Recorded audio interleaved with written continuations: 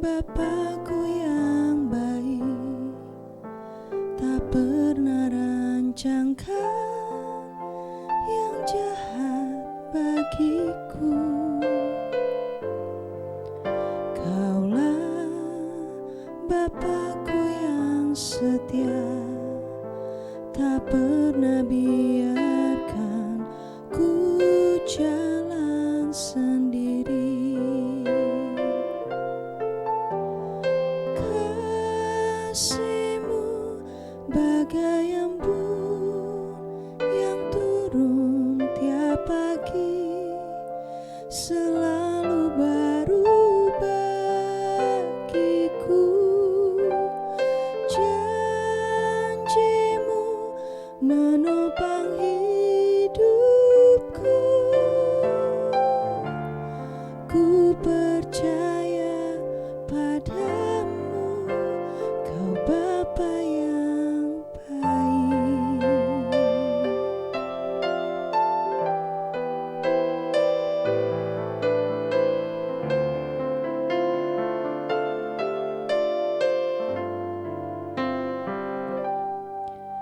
Kaulah Bapakku yang baik, tak pernah rancangkan yang jahat bagiku. Kaulah Bapakku yang setia, tak pernah biarkan ku jalan sendiri.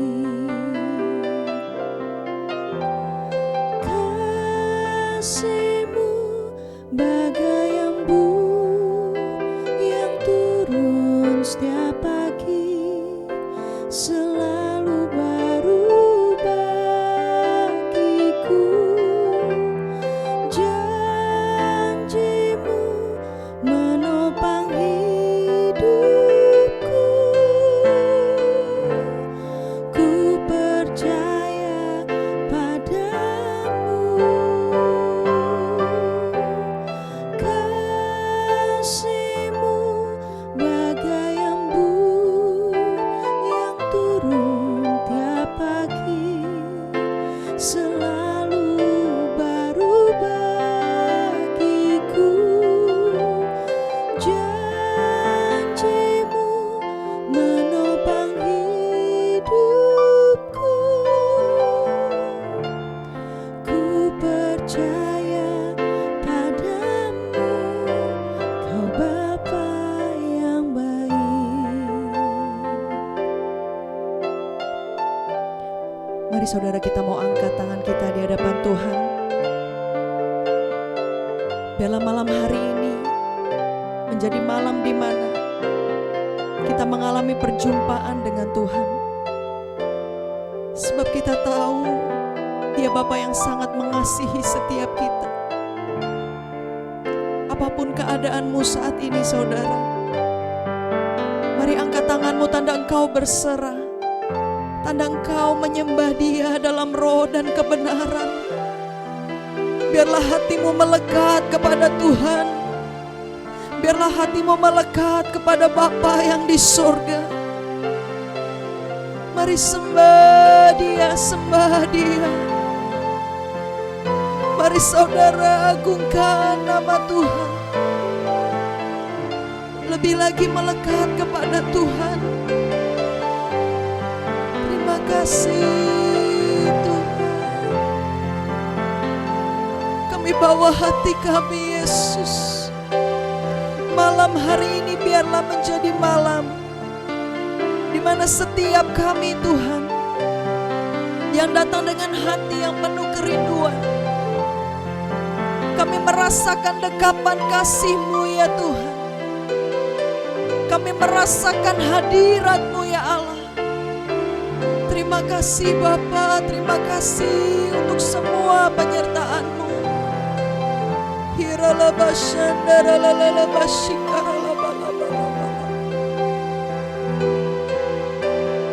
Hadirat-Mu Tuhan, hadirat-Mu Yesus. Terima kasih.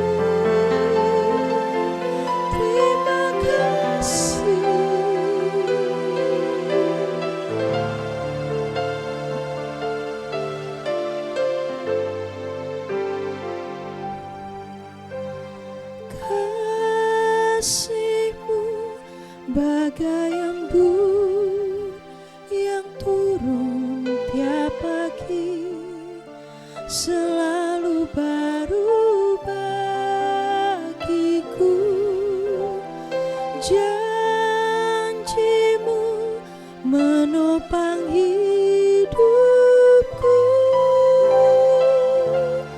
Ku percaya padamu. Katakan, kasih-Mu bagai embun yang turun tiap pagi, selalu baru bagiku. Janji-Mu menopang hidupku. Ku percaya padamu, Kau Bapa yang baik. Oh, Kau Bapa yang baik, Kau sungguh baik. Haleluya.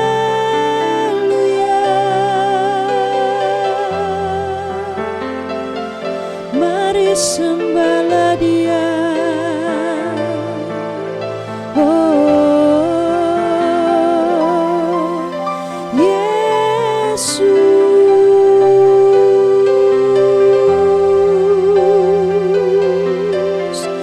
kasih-Mu, kasih-Mu mengalir Tuhan, mengalirlah. Haleluya.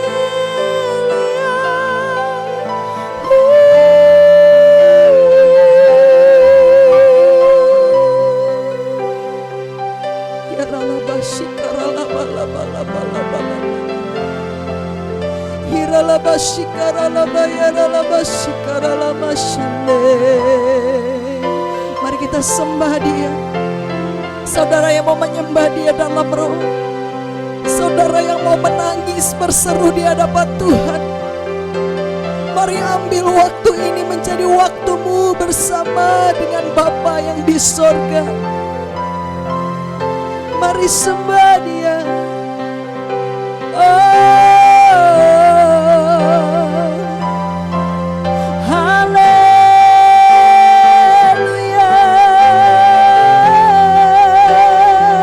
Kami bawa hati kami Tuhan, kami bawa hidup kami sebagai persembahan yang kudus dan berkenan di hadapan-Mu.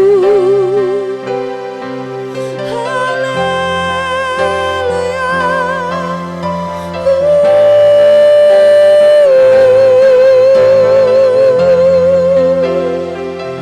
Hiralamashandaralala. Hiralamashandaralala. Hiralabashikaralabashikaralabayaralalamashande. Sembah Dia. Nyatakanlah doa-doamu. Nyatakan dengan permohonan dan ucapan syukur, dan percayalah Tuhan akan menjawab setiap seruan doa-doamu. Tuhan akan menjawab setiap apapun yang menjadi kerinduan, yang menjadi pergumulan kita hari-hari ini, saudara. Mari nyatakan, nyatakan di hadapan Tuhan, sebab Dia Bapa yang baik, Dia sungguh baik, teramat baik Kau Yesus. Oh, ya ralabashandaralalamu. Terima kasih.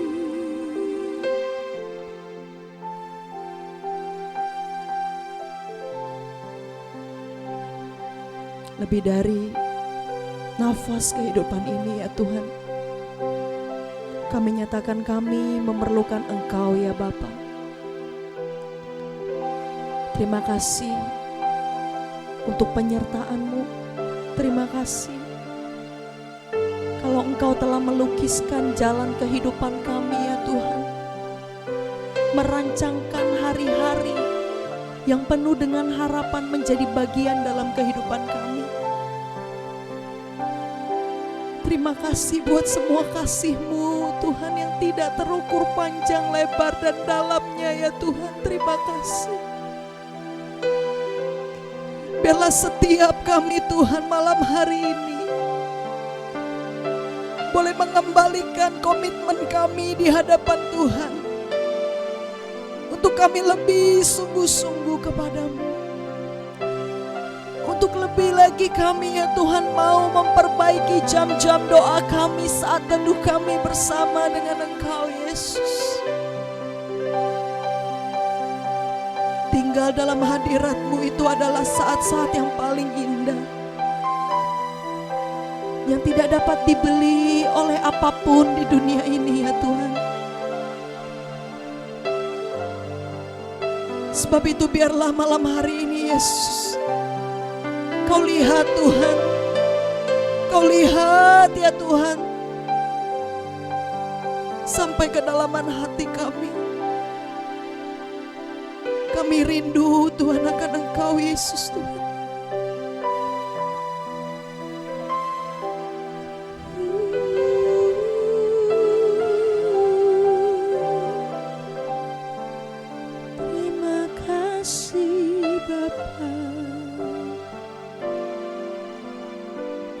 Mari sama-sama kita angkat pujian ini dengan kerinduan kepada Tuhan. Bapa,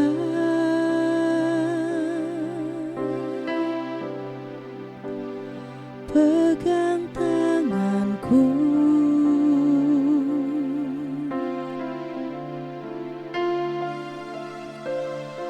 aku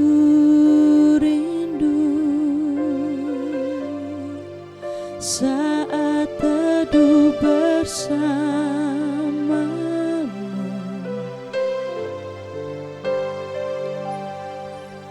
dekap aku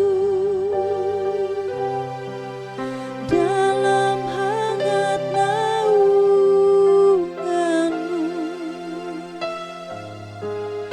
bawa hidupku masuk dalam altar-Mu yang kudus. Bapa,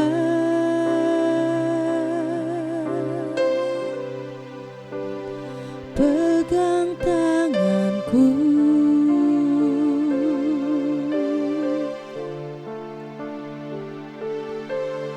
aku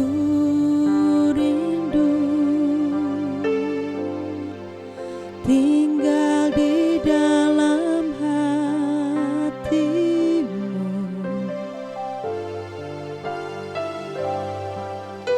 Engkau terang yang membuatku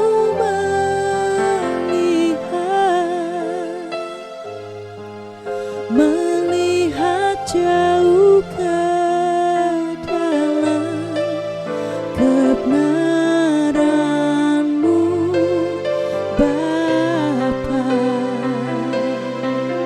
Mari lebih katakan, lebih dari nafasku Bapa,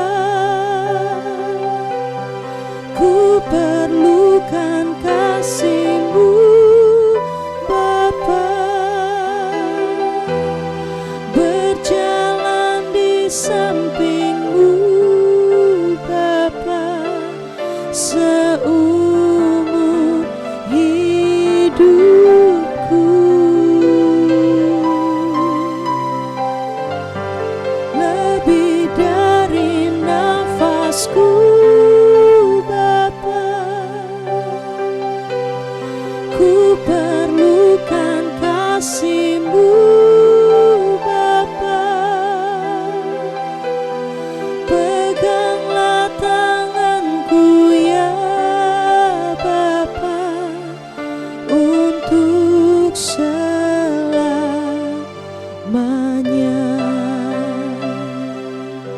Mari saudara kita mau lebih sungguh lagi.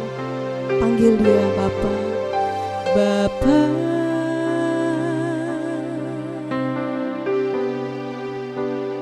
pegang tanganku,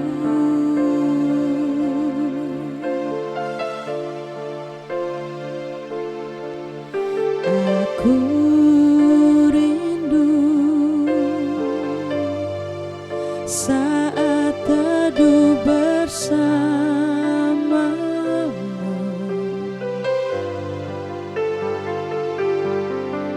dekat aku dalam hangat naunganmu,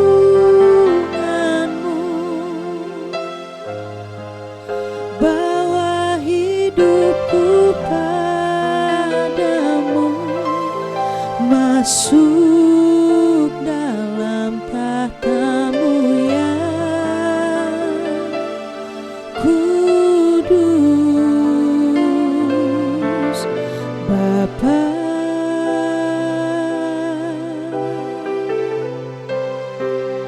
pegang tanganku,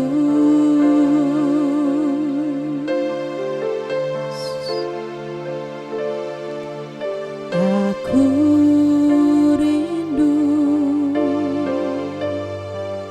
tinggal di dalam hatimu.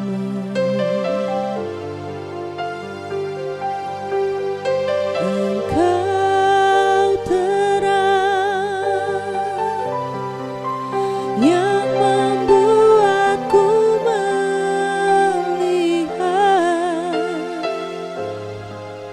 melihat jauh ke dalam kebenaran-Mu, Bapa. Sama-sama kita katakan, lebih dari nafasku, Bapa, ku perlukan kasih-Mu, Bapa. Berjalan di samping-Mu, Bapa, seumur hidupku.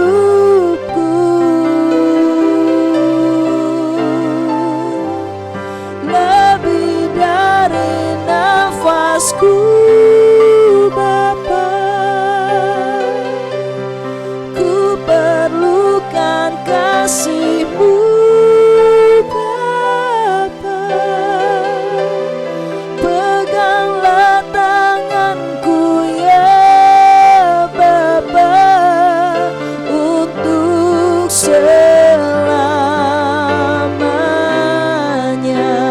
Mari lebih lagi katakan, lebih dari nafasku, Bapa, ku perlukan kasih-Mu, Bapa. Berjalan di samping-Mu, Bapa, seumur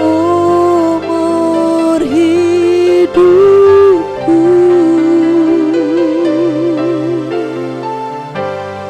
Lebih dari nafasku, Bapa, ku perlukan kasih-Mu, Bapa. Peganglah tanganku ya Bapa, untuk selamanya. Mari kita sembah Dia.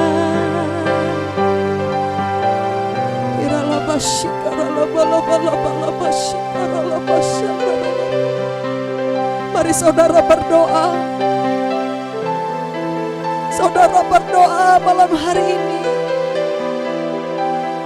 berseru kepada Tuhan. Apapun yang sedang kau alami, Seperti apapun keadaanmu hari-hari ini, saat engkau dalam lembah kekelaman, saat engkau ada di dalam kesesakan, saat jalanmu sedang buntu hari-hari ini, sembah Dia, sembah Dia,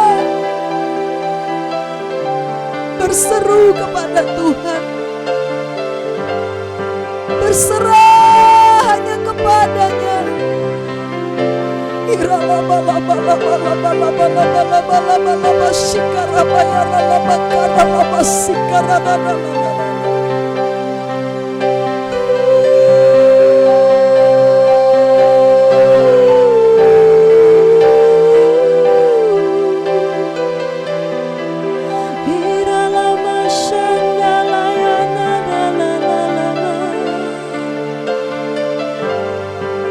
Sebab hanya Kau yang sanggup,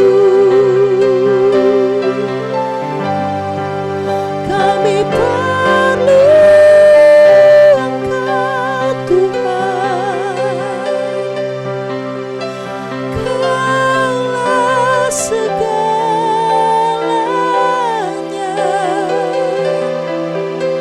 berjalan bersamamu itu kerinduanku.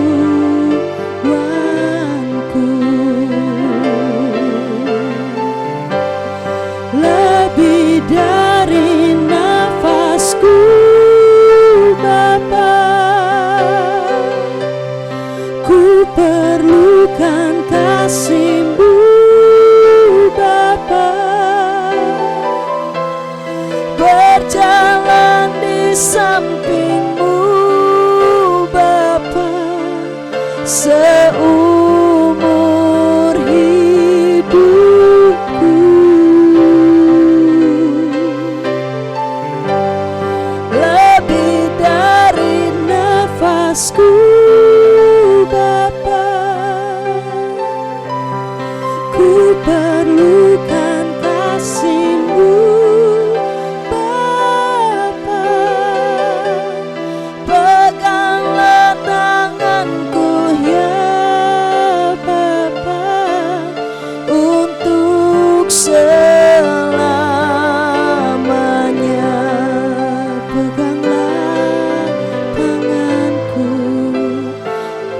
tanganku ya Bapa, untuk selamanya.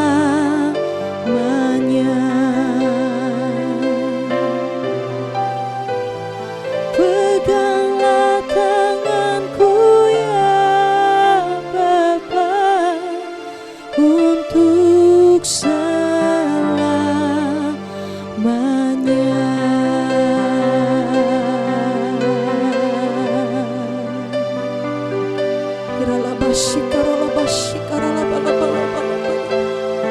Mari kita menyembah dalam roh. Saudara yang bisa berbahasa roh, menyembah Dia dalam roh saat ini. Saudara yang belum bisa berkata-kata dalam roh, tetap sembah Dia, puji namanya, agungkan Dia.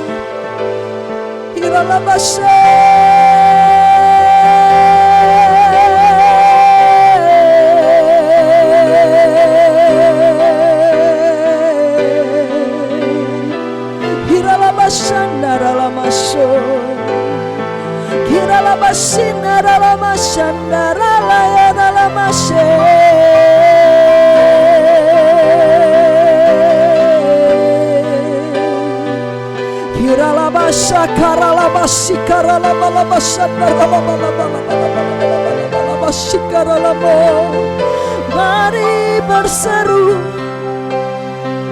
mari berdoa, percayalah ada mujizat bagi yang berharap padanya, takkan pernah dikecewakan, sebab Dia Allah yang berkuasa, Dia Allah yang sanggup menolong setiap kita, Dia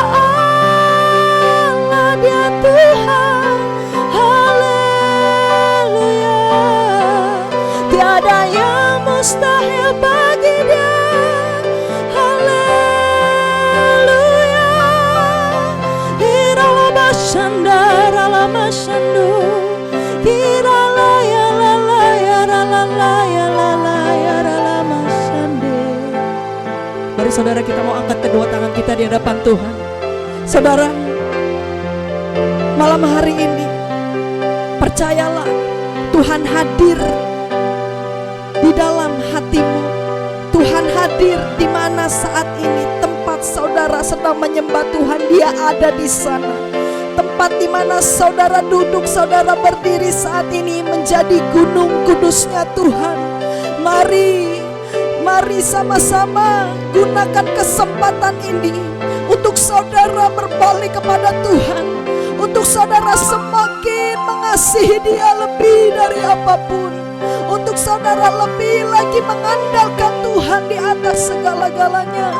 Jadikan momen ini, jadikan kesempatan malam hari ini, di mana saudara memberikan segenap hati, segenap jiwa, segenap kehidupanmu hanya untuk Tuhan. Mari angkat kedua tangan kita, angkat kedua tangan kita.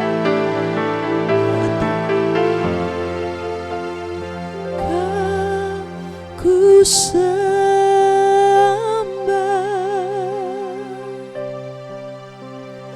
Kau ku sembah,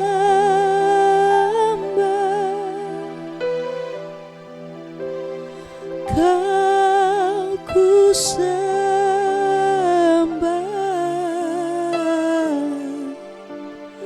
oh Tuhan,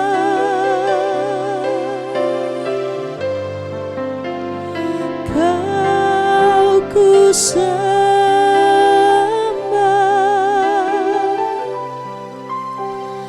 Kau ku sembah,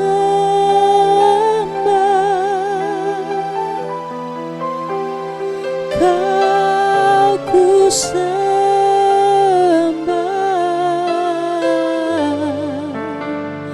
oh Tuhan,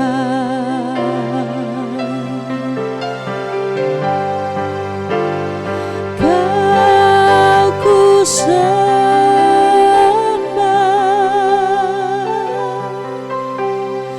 Kau ku sembah,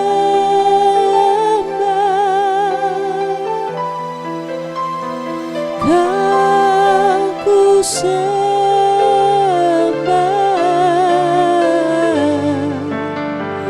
oh Tuhan,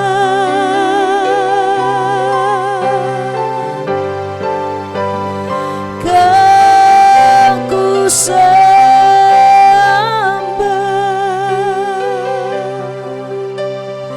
Kau ku sembah,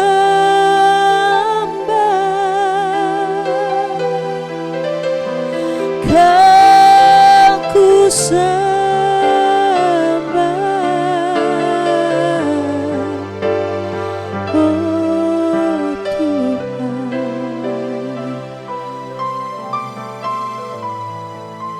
Tuhan, Kau ku sembah,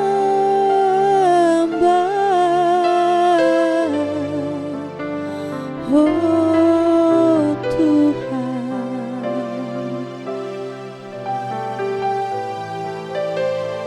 Kau ku sembah,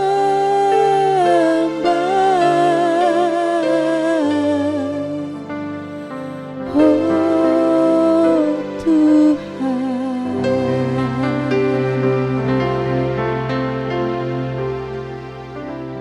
Puji nama Tuhan saudara. Buat setiap kita yang malam hari ini menyaksikan bertumbuh bersama Menhop, saya percaya dan yakin bahwa saudara dan saya bukan sebuah kebetulan, ini semua adalah rencananya Tuhan. Saudara, di bulan Maret ini kita memasuki tema dari gereja kita, yaitu restorasi. Saudara, seperti kita tahu bahwa restorasi artinya adalah mengembalikan ke keadaan yang semula. Saudara, kita juga tahu dan sering kita dengar dari gembala pembina kita, Bapak Niko. Pak Niko seringkali mengatakan bahwa gereja kita adalah gereja yang memiliki DNA doa, pujian, dan penyembahan. Dan kita dipercayakan, gereja ini diberikan privilege oleh Tuhan untuk merestorasi Pondok Daud. Kita bersyukur saudara, kalau kita semua bisa ada dan menjadi bagian di zaman ini. Mari saudara, malam hari ini kita akan belajar tentang Tabernacle of David atau Tabernakel Daud. Saudara, kenapa Daud itu berkenan? Ya, Tuhan sayang sama semua umat manusia. Tuhan mengasihi setiap kita, tapi berkenan belum tentu kita sudah berkenan. Mari saudara boleh garis bawahi ini. Tuhan memang mengasihi kita semua, tapi belum tentu setiap perilaku kita, setiap apa yang sudah kita lakukan itu berkenan di hadapan Tuhan. Namun Daud di sini dia menjadi seorang yang dapat kita teladani. Apa sih yang membuat Daud ini menjadi seseorang yang berkenan? Dan ingat saudara bahwa Daud ini dikatakan berkenan itu bukan pada saat dia jadi raja yang hebat, tapi sejak dia masih remaja, sejak Samuel itu datang ke rumah Isai, ya, bahkan ketika itu Isai saja tidak memperkenalkan Daud sebagai anaknya, tapi Tuhan tunggu sampai Daud akhirnya keluar untuk diurapi. Mari kita buka sekali lagi, saya minta saudara untuk buka Kisah Para Rasul 13 ayat 22, saya bacakan bagi kita semua. Setelah Saul disingkirkan, Allah mengangkat Daud menjadi raja mereka. Tentang Daud, Allah telah menyatakan, aku telah mendapat Daud bin Isai, seorang yang berkenan di hatiku dan yang melakukan segala kehendakku. Saudara, Daud, dia bukan orang yang sempurna. Memang dia orang yang hebat. Dia perang tuh jarang banget kalah saudara. Dia seorang tentara yang hampir setiap peperangan dia menang. Pokoknya dia orang yang membanggakan. Tapi sebanyak itu prestasinya, sebanyak itu juga kesalahan Daud. Menarik saudara, Daud itu memiliki banyak sekali celah dan kekurangan di dalam dirinya. Kekurangannya itu bukan kekurangan yang biasa aja, tapi yang serius. Seperti yang kita sering pelajari dari kebenaran firman yang sering diberitakan itu, Daud itu dia pernah berzina, dia membunuh orang supaya dia bisa berzina dengan istrinya, yaitu Batseba, membunuh panglima tentaranya yaitu Uria untuk dia bisa berzina dengan istrinya. Dan masih banyak lagi kekurangan-kekurangan Daud. Bahkan menurut beberapa pengetahuan Alkitab, Daud itu bukan seorang bapak yang ideal, bukan bapak yang perhatian sama keluarganya, ya. Jadi Daud ini sebenarnya kalau dibilang sempurna ya enggak. Daud itu banyak salahnya kok. Dia banyak celahnya, banyak kekurangan yang dia lakukan itu kekurangan yang enggak main-main, tapi yang serius. Tetapi gaya hidup dari Daud, ya, gaya hidup dari Daud itu yang semakin hari semakin di antara jatuh bangun proses kehidupan dia, makin kesini Daud semakin ditemukan, semakin berkenan. Mari sama-sama kita pelajari ya. Saudara, kita sama-sama buka di Mazmur 5 ayat yang keempat.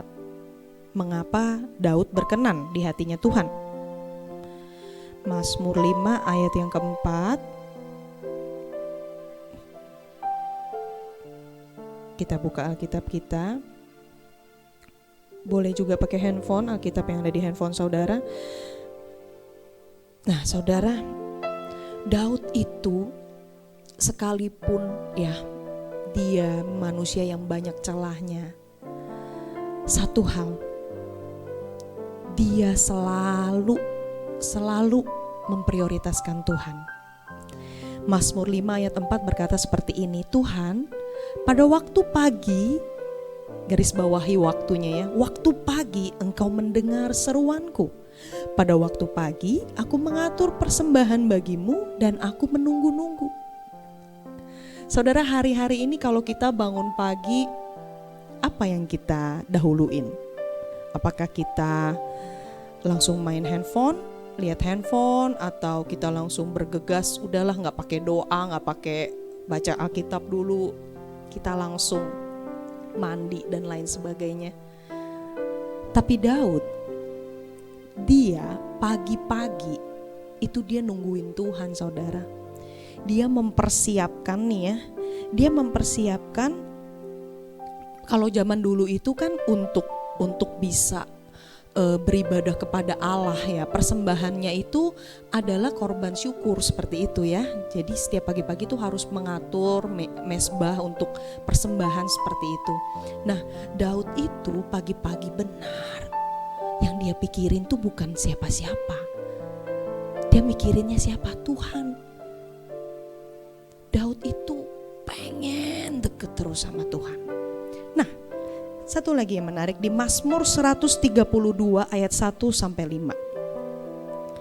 Mazmur 132 ayat 1 sampai 5. Mazmur 132 ayat 1 sampai 5. Saya bacakan buat kita semua. Nyanyian ziarah, ingatlah ya Tuhan kepada Daud dan segala penderitaannya, bagaimana ia telah bersumpah kepada Tuhan, telah bernazar kepada yang maha kuat dari Yakub. Sesungguhnya aku tidak akan masuk ke dalam kemah kediamanku, tidak akan berbaring di ranjang petiduranku.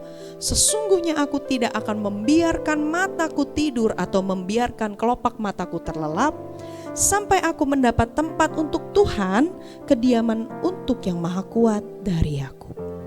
Nah kalau tadi dia memulai harinya, dia selalu cari Tuhan, dia selalu mau dekat sama Tuhan. Dan even waktu dia mau terlelap pun dia bilang dia nggak mau tidur dulu, dia nggak mau terlelap dulu. Dia mau sediakan tempat untuk dia bisa ngobrol sama Tuhan, untuk dia bisa nih kasih momen khusus dia sama Tuhan. Wow, ini loh, hari-hari ini kita sebagai pelayan Tuhan, kita sebagai orang yang berkata bahwa kita mengasihi Tuhan, jam-jam doa kita bagaimana saudara hari-hari ini? Bagaimana kita memperlakukan atau berkomunikasi dengan Bapa yang di sorga? Apakah cuma seminggu sekali saat ibadah? Atau saat FC saja? Bagaimana sehari-hari di dalam kehidupan kita? Apakah kita ngomong sama Tuhan waktu kita mau makan doang? Doa makan begitu ya saudara? Tapi Daud enggak. Di setiap aspek kehidupan Daud melibatkan Tuhan. Kemudian, apa yang menyebabkan Daud itu berkenan di hatinya Tuhan? Yaitu Daud, dia punya hati mengampuni orang yang bersalah kepada dia. Mari kita buka di 1 Samuel 24 ayat yang ke-7. 1 Samuel 24 ayat yang ke-7.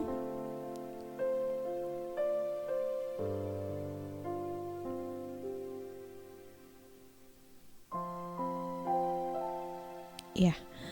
Lalu berkatalah ia kepada orang-orangnya, dijauhkan Tuhanlah kiranya daripadaku untuk melakukan hal yang demikian kepada tuanku, kepada orang yang diurapi Tuhan, yakni menjamah dia, sebab dialah orang yang diurapi Tuhan. Saudara tahu gak perkataan ini Daud katakan itu pada saat Saul lagi ngejar-ngejar dia, mau dibunuh si Daud ini. Saul itu iri banget sama Daud, ya, iri banget karena Daud itu memang lebih hebat, ya. Jadi jadi suatu hari pada saat Daud bisa mengalahkan Goliat, itu Saul tuh belum sebel tuh sama si Daud. Tapi ketika orang-orang mengeluh-elukan si Daud, dia berkata, orang-orang ini berkata, Saul mengalahkan beribu-ribu, Daud mengalahkan berlaksa-laksana. Dari sanalah si Saul ini mulai iri. Motivasi dia akhirnya menjadi buyar, bukan lagi buat nyenengin Tuhan. Motivasi dia ketika dia mulai punya hati yang iri sama Daud, dia akhirnya motivasinya untuk bunuh si Daud, ya. Dan justru di tengah tekanan yang luar biasa dari Daud, karena dia dikejar-kejar mau dibunuh itu, dia dapat satu kesempatan, dia bisa bunuh si Saul. Balik lagi kita tahu bahwa Daud ini adalah seorang tentara yang hebat, tentara perang yang hebat, ya. Dia punya banyak banget kesempatan, peluang untuk bisa bunuh Saul pada saat itu, ya. Tapi luar biasanya Daud, dia ngomong sama Tuhan. Dia ngomong sama Tuhan. Dan dia berkata juga sama orang-orangnya. Dia berkata, dijauhkan Tuhanlah kiranya daripadaku untuk melakukan hal yang demikian kepada tuanku. Dia masih nyebut si Saul ini tuanku lagi. Kepada orang yang diurapi Tuhan, yakni menjamah dia, sebab dialah orang yang diurapi Tuhan. Wow, sebuah sikap hati, respon hati yang sangat luar biasa dari Daud. Dia gak membalas kejahatan dengan kejahatan. Dia mengampuni. Dia ampuni Saul. Dia bahkan bilang orang yang diurapi itu gak boleh dijamah. Dia masih menaruh respect, bukan cuman sekedar mengampuni loh saudara. Dia masih menaruh hormat, menaruh respect sama Saul. Kemudian poin selanjutnya, Daud pernah ada di titik terendah di dalam kehidupannya. Ketika dia mulai punya hati yang jahat untuk membunuh Uria supaya bisa mendapatkan Batsheba dan berzinah dengan Batsheba. Itu adalah titik terendah Daud dimulai. Namun Daud tidak lari atau menghindar dari Tuhan. Daud tidak denial atau tidak nggak ngaku gitu loh. Daud bukan, dia ketika Nabi Nathan kan bilang, mulai membongkar kebusukan si Daud ini loh. Nabi Nathan tuh mengungkapkan itu, tapi Daud tuh dia bukannya, oh enggak kok, dia tidak membela dirinya, tidak membenarkan perbuatannya, tapi dia justru mengakui itu dan dia bertobat. Dia raja loh saudara, dia seorang raja yang mungkin kita pikir ya suka-suka dialah, namanya raja ya. Mungkin zaman dulu itu kan raja paling berkuasa, raja mau bunuh siapa kek, mau ngapain kek, siapa sih yang berani negur raja ya saudara ya. Kita kan pasti berpikir ya udahlah dia raja, dia bisa bebas melakukan apa saja. Tapi pada saat Nathan negur, dia bukannya malah menghukum Nathan, memenjarakan Nathan atau mau membunuh Nathan bersikap seperti itu. Dia justru saat itu dia sadar dan dia bertobat. Mari kita buka di 2 Samuel 12. 2 Samuel 12 ayat yang ke-13 ya. 2 Samuel 12 ayat yang ke-13. Nah, ini dia katakan kepada Natan. Lalu berkatalah Daud kepada Natan, aku sudah berdosa kepada Tuhan. Dan Natan berkata kepada Daud, Tuhan telah menjauhkan dosamu itu, engkau tidak akan mati. Memang pada saat itu ganjaran atas perbuatan Daud yang harus Daud terima adalah anak Daud yang dikandung oleh Batsyeba itu akhirnya anaknya mati, saudara. Ya, anaknya mati hukumannya. Bukan sampai situ saja. Daud itu harus menanggung dosa yang sudah dia tabur sampai ke setiap anak-anaknya. Ya, setiap anak-anaknya. Si Absalom benci sama dia, memberontak sama dia, bahkan mau bunuh bapaknya. Terus si siapa namanya itu yang memperkosa adiknya sendiri ya. Maaf kalau saya salah namanya, namun memang ada satu anaknya Daud di situ yang memperkosa adiknya sendiri. Dia memiliki keturunan yang pada saat itu bisa dibilang sangat-sangat membuat dia sedih, ya. Namun di sini Daud menerima semua proses yang boleh terjadi dalam hidupnya. Dia sadar, dia bertobat, dia benar-benar tetap menghidupi firman Tuhan di dalam hari-harinya. Nah, saudara,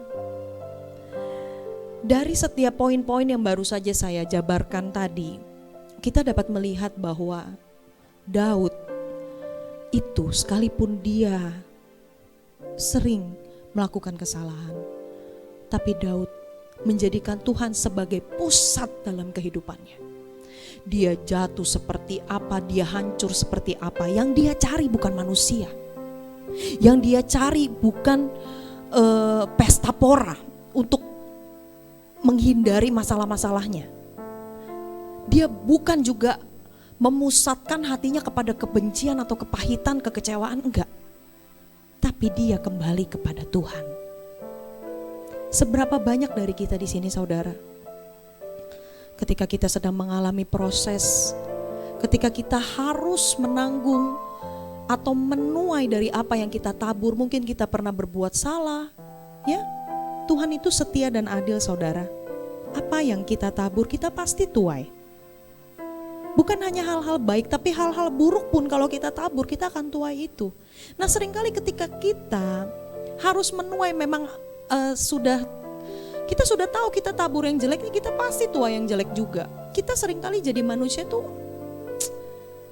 tidak mau terima gitu loh. Lah memang itu sudah harus kita belajar, kita untuk harus terima. Kita harus sadar, oh ini bisa begini nih karena perbuatan gua sendiri gitu loh. Tapi kita jarang sekali sadar dan kita cenderung cari kambing hitam, menyalahkan orang, bahkan menyalahkan Tuhan. Tuhan, kenapa sih masalah ini terjadi dalam hidup aku? Padahal kita seharusnya belajar untuk sadar, belajar untuk berpikir apa nih, proses apa yang sedang Tuhan ingin nyatakan dalam hidupku. Nah, Daud, saudara, dia adalah orang yang sangat berkenan karena itu. Karena dia tahu ketika dia sedang dalam keadaan yang sangat hancur pun, orang yang harus atau pribadi yang harus menjadi tempat sandaran dia, tempat dia untuk berlindung itu hanya Tuhan. Cuma Tuhan saja. Nah, saudara, kita balik ya ke tabernakel Daud. Tadi kita sudah membedah atau kita sudah belajar kenapa sih Daud itu berkenan di hadapan Tuhan. Nah, kemudian saudara, kita harus paham bahwa setiap kita harus mulai membangun kembali pondok Daud. Bukan hanya di gereja, bukan hanya di pelayanan kita. Bahkan sekarang orang-orang melayani itu hanya karena dijadwal. Ingat saudara, terutama buat para pelayan-pelayan Tuhan ya, buat para pelayan-pelayan Tuhan di tempat ini, kita harus paham bahwa pelayanan itu bukan teori. Pelayanan itu bukan buat penyaluran bakat saja. Oh, gue bisa nyanyi, gue nyanyi. Oh, gue bisa main musik, gue main musik.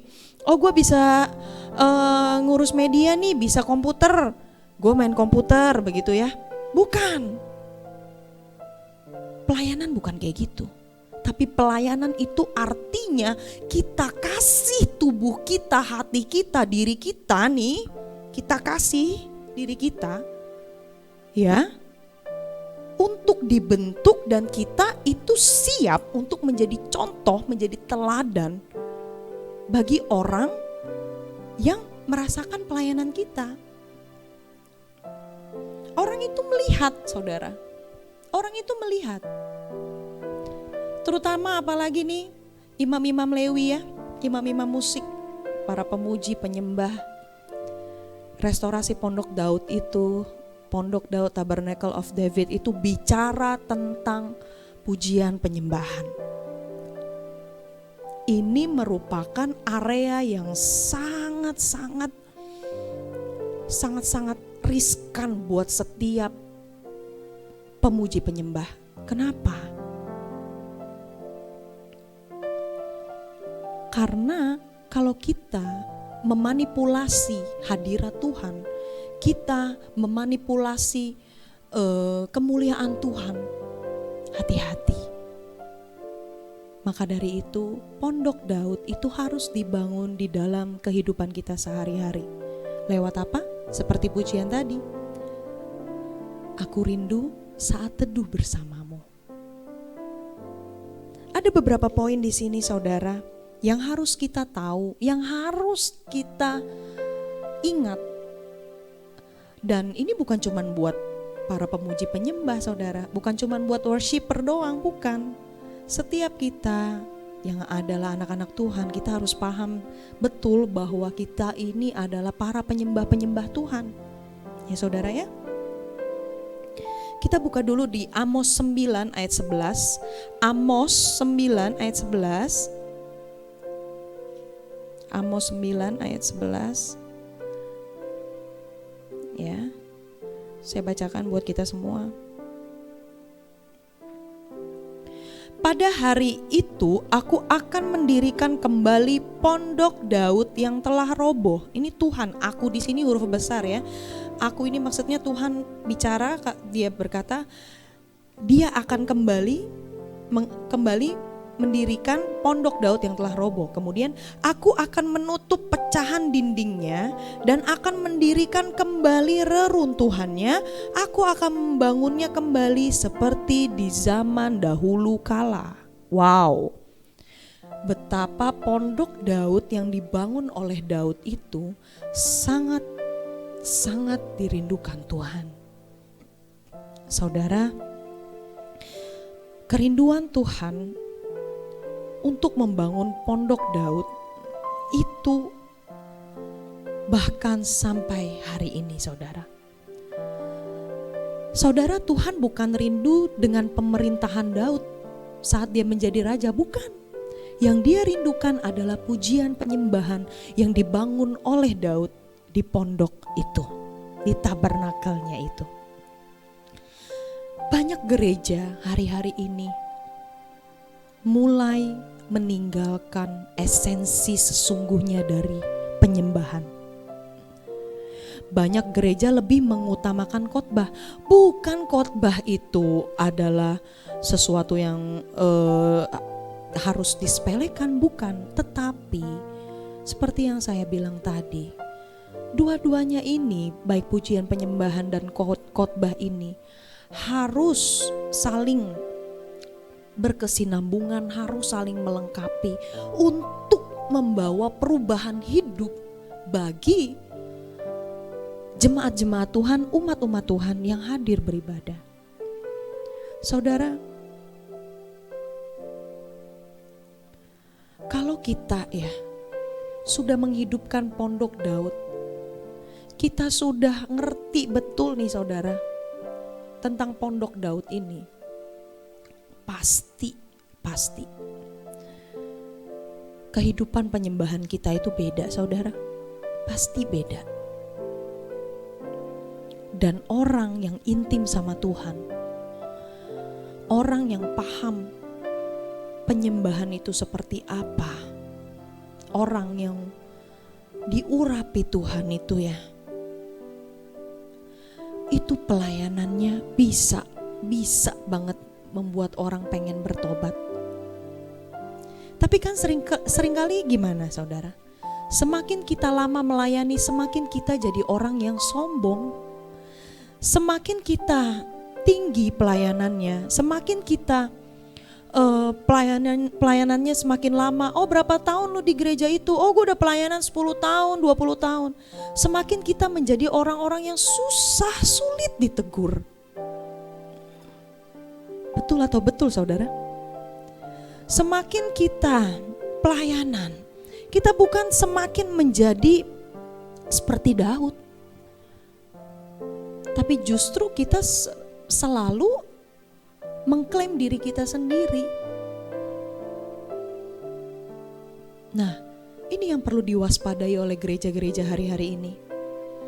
Pelayanan kita apakah untuk menunjukkan siapa kita atau untuk menunjukkan siapa Allah yang kita sembah?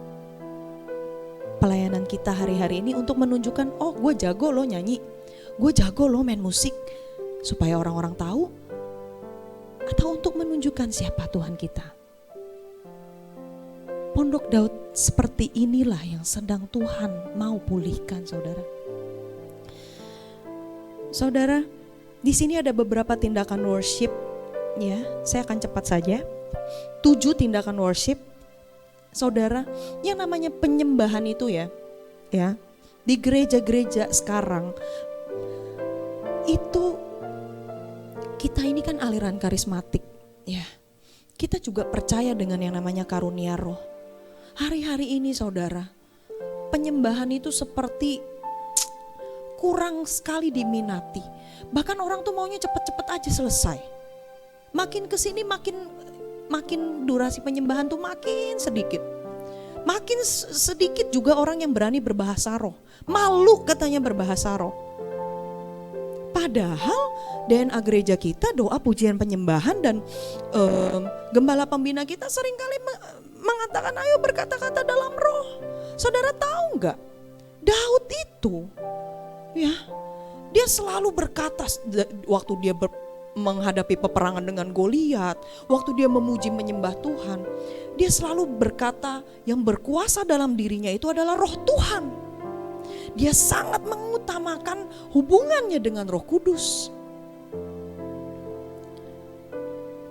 Masa sih saudara kita hari-hari ini kita malah mulai nyuekin Roh Kudus? Udahlah, Roh Kudus berbahasa rohnya nanti aja waktu kubu doa atau lagi menara doa saja.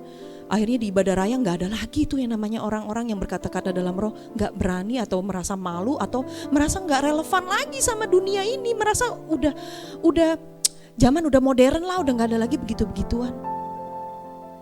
No saudara, hati-hati. Dosa yang tidak bisa diampuni adalah mendukakan Roh Kudus. 7 tindakan worship atau 7 tindakan penyembahan. Yang pertama yadah, yaitu mengangkat tangan kita. Ya saudara, bukan hanya bicara tentang karunia berbahasa roh. Bahkan umat Tuhan untuk ngangkat tangan aja mesti disuruh sama WL, setuju?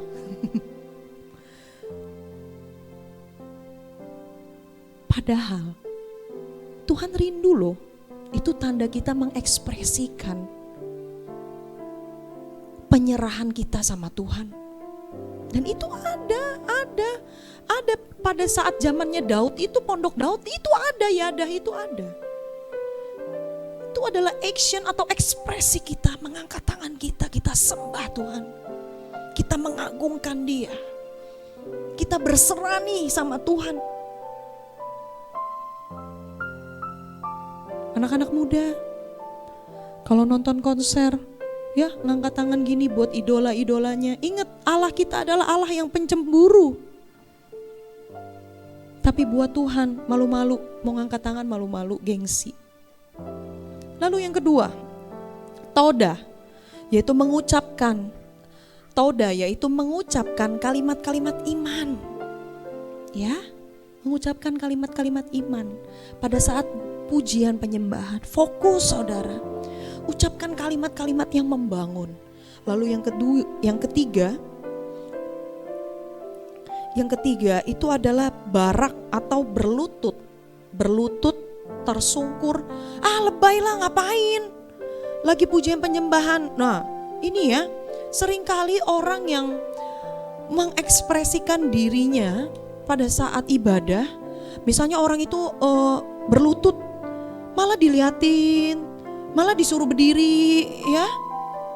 Malah disuruh berdiri, dipikirnya orang ini kenapa, padahal mungkin dia sedang mengalami cinta mula-mula sama Tuhan. Dia sedang mengalami hadirat Tuhan. Seharusnya kita bisa membedakan mana orang yang mungkin memang dia mau cari perhatian, atau dia memang sedang mengalami bersama Tuhan. Ya sudah, biarkan saja. Dia mau tersungkur, dia mau berlutut, ya sudah. Itu ekspresi yang ada juga di Pondok Daud, barak.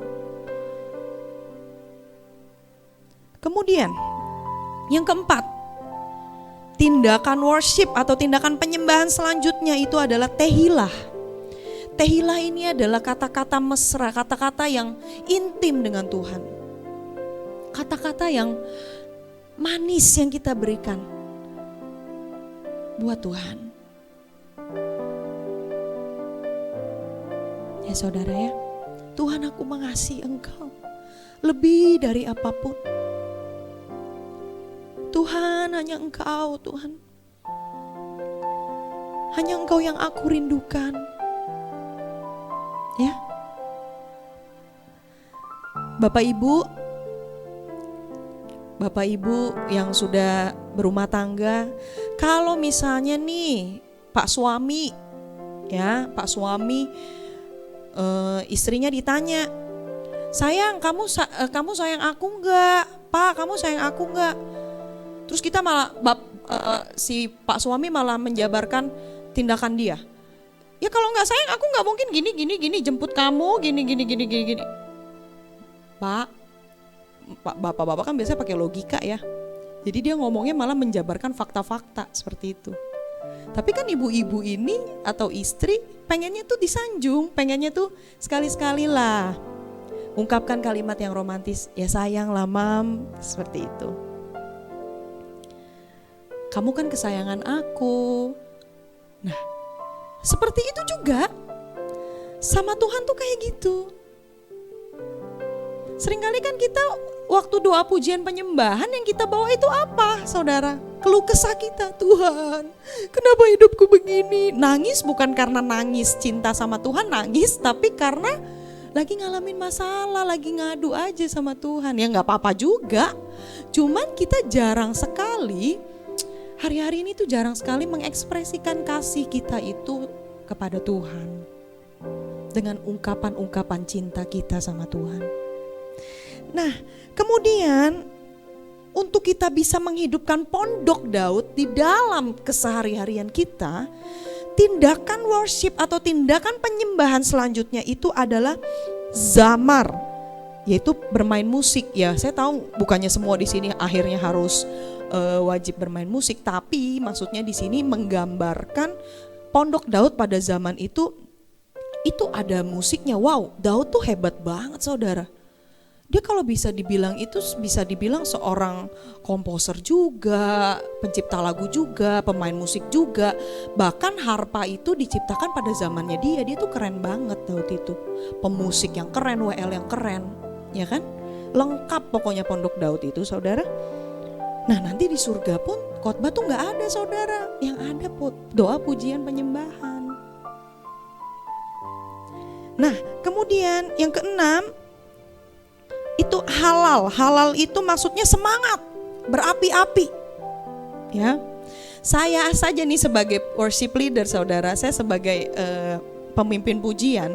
Jadi setiap hari Minggu itu saya paling seneng ngelihat jemaat yang ketika disuruh bersorak, dia melompat, dia tepuk tangan. Mata saya tuh lebih tertuju kepada jemaat-jemaat yang maksudnya yang excited kayak gitu. Wah, apalagi Tuhan, saudara. Tapi seringkali kan kita tuh gengsi, tepuk tangan gengsi, lambaikan tangan gengsi, malu gitu ya. Nah, ini mulai harus diperbaiki. Mulai harus diperbaiki cara kita menyembah dan mengekspresikan penyembahan kita kepada Tuhan. Yang terakhir, saudara. Yang terakhir itu adalah syabak atau bersorak-sorai. Nah, bersorak-sorai itu seperti, yes, Tuhan Yesus dahsyat, Yesus baik gitu. Harus berani, saudara, mengekspresikan itu. Dan jangan menghakimi orang yang berani mengekspresikan itu. Jangan bilang, lebay banget sih ini orang. Loh, justru itu pada saat kita di gereja, waktu kita lagi rame-rame muji Tuhan, itu justru momentum di mana kita ayo sama-sama bersorak-sorai buat Tuhan kita. Kita menari buat Tuhan kita. Nah, gereja zaman sekarang mulai kehilangan hal-hal seperti ini, saudara. Nah, maka dari itu, mari kita semua mulai mengembalikan pondok Daud yang telah roboh. Dimulai dari yaitu tadi, kita mulai lagi intim sama Tuhan, perbaiki jam-jam doa kita, lalu kita mulai untuk mengampuni orang-orang yang bersalah sama kita. Kenapa, saudara? Karena kalau motivasi kita sudah tidak benar waktu pelayanan, motivasinya kita untuk ngalahin orang, karena kita iri, kita mau berkompetisi, kita mau lebih hebat dari teman kita yang ini, gak akan bisa goal yang namanya Tabernacle of David, restorasinya tuh gak akan bisa goal. Karena motivasinya sudah gak benar. Melayani Tuhan, menyembah Tuhan udah gak benar. Makanya ayo belajar mengampuni, secepatnya mengampuni. Kemudian yang terakhir, sadar dan bertobatlah atas setiap kesalahan kita. Cepet-cepet nih kita buat dosa, jangan kita ketakutan gak berani doa sama Tuhan, gak berani ngomong sama sama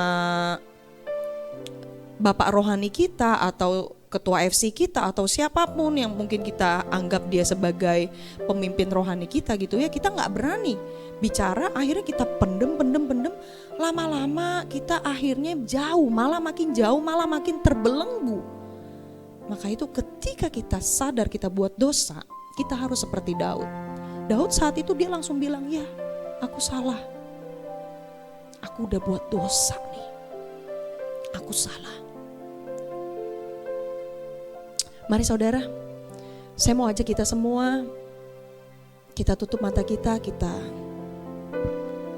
berdoa. Kita akan juga tutup ibadah pada malam hari ini bertumbuh bersama Menhop. Biarlah malam hari ini menjadi momen di mana kita semua mulai menghidupkan atau mulai merestorasi pondok Daud itu di dalam keseharian kita menyembah Tuhan. Sehingga pada saat kita melayani Tuhan, yang kita bawa bukan skill kita, bukan kehebatan kita, tapi yang kita bawa adalah pondok Daud. Hati seperti Daud yang memuji menyembah Tuhan dalam roh dan kebenaran. Mari kita mau angkat tangan kita. Terima kasih Bapa, terima kasih Tuhan Yesus.